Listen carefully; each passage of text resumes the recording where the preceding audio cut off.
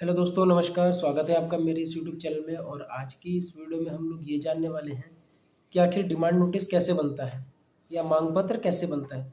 क्योंकि दोस्तों पिछले कई वीडियो में जिसमें मैंने ये बताया है सीपीसी का फुल प्रोसेस और क्लेम और प्लेंट कैसे बनाते हैं, या और भी मैंने वीडियो बनाई है, तो उसमें सबसे पहले मैंने आप लोगों को बताया है कि कोई भी चीज़ हो सबसे पहले मांग पत्र जाता है, यानी कि डिमांड नोटिस जाता है।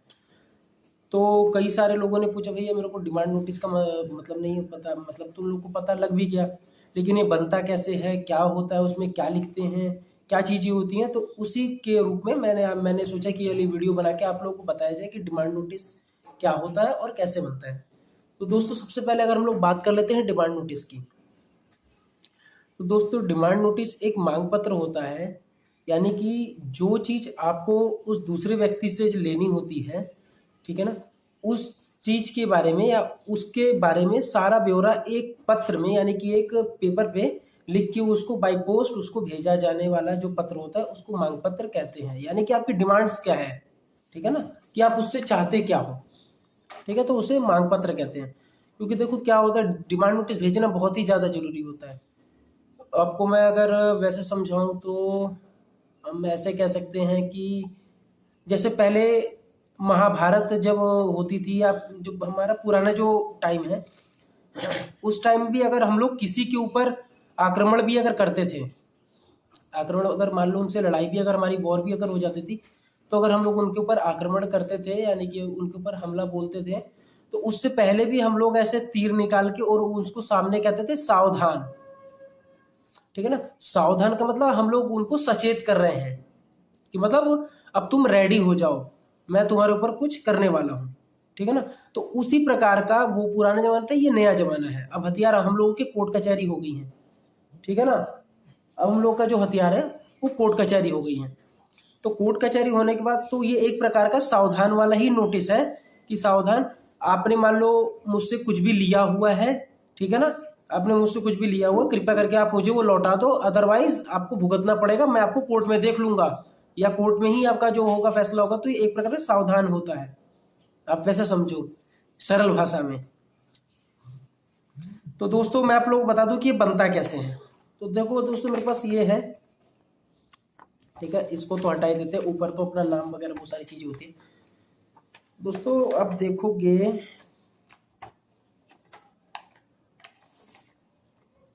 ठीक है ना, तो सबसे पहले लिखना होता है टू।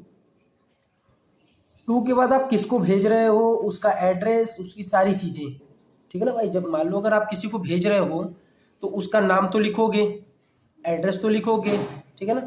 फिर होता है डिमांड नोटिस। खैर ये तो हमारा जनरल वाला था, इसको मैंने काट दिया, ठीक है ना। तो ये डिमांड नोटिस है। डिमांड नोटिस क्या है, ये सभी के लिए, नए एडवोकेट्स के लिए भी है और आम जनता के लिए भी है। आम जनता भी ये बना सकती है, ऐसा जरूरी नहीं है। तो इसमें अपनी यहाँ सर करके आप उसमें ये अपनी सारी बातें लिख सकते हो। अगर मान लो कोई जिसको अगर कोई वकील साहब बना रहे हैं जो नए एडवोकेट्स हैं, उनके लिए भी मैं बता दूं, तो यहाँ पे जैसे अपनी सारी चीजें लिखी हुई हैं कि under the instructions and on my behalf of the client, ठीक है ना, who are the works with you, ठीक है ना, I do hereby serve upon you the following legal notice, ठीक है ना।